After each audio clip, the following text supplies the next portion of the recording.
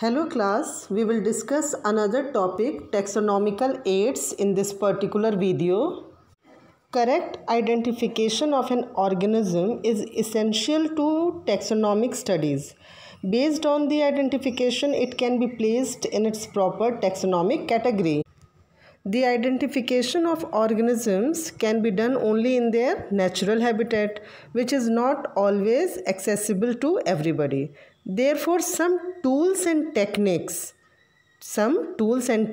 have been developed to collect and preserve specimen samples of organism at a place where they are easily available for the purpose of study and reference.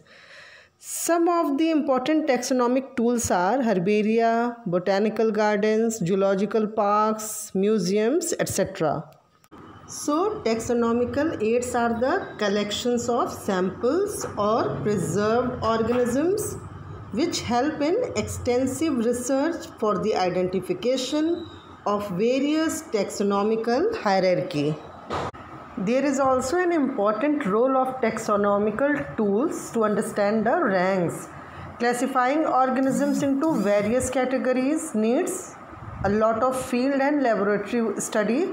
So this is important because taxonomic categorization helps in identifying many organisms necessary in various fields like agriculture, industries, bioresources, etc.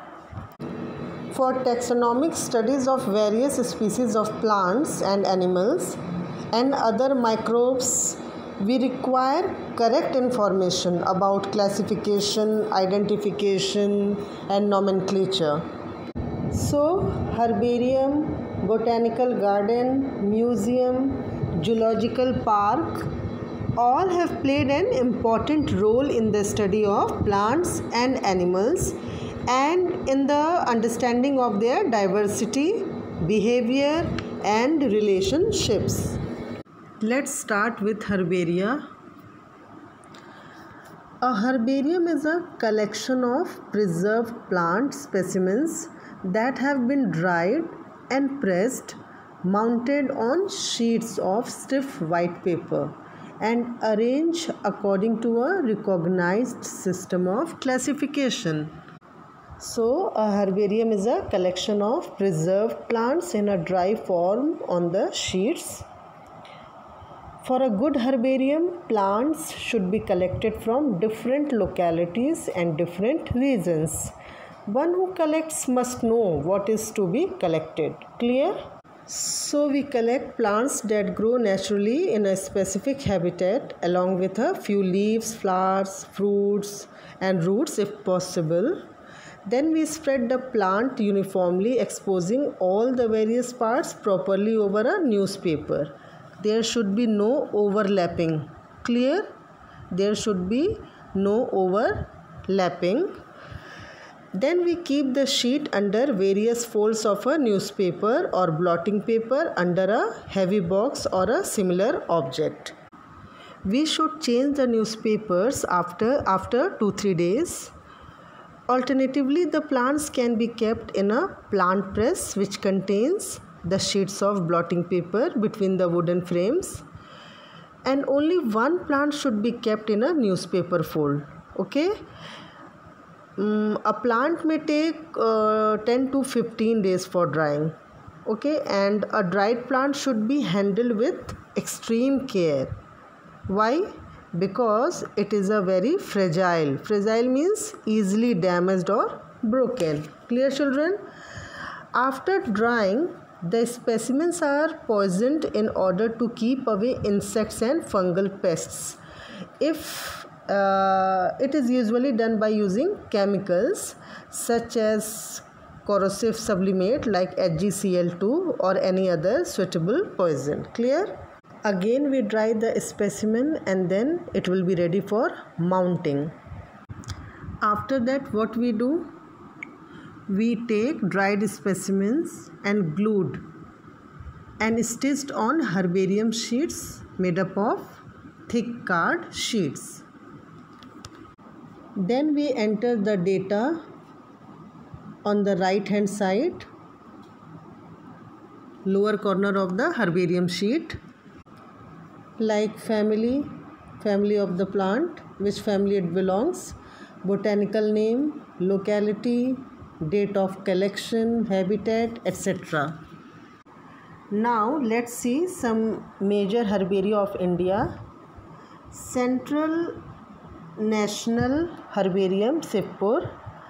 This herbarium founded in 1793.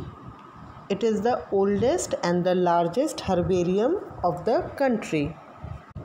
Next, Herbarium of the Forest Research Institute, Dehradun.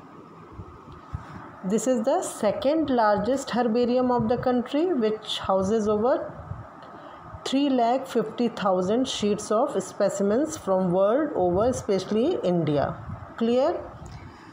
Next one, Herbarium of the Eastern Circle, Shillong.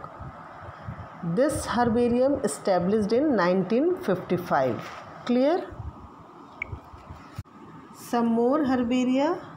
Herbarium of the Southern Circle, Coimbatore, established in 1955. Herbarium of the Western Circle, Pune, established in 1955 only. Herbarium of the Northern Circle, Dehradun, established in 1955. And Herbarium of the National Botanical Research Institute, Lucknow.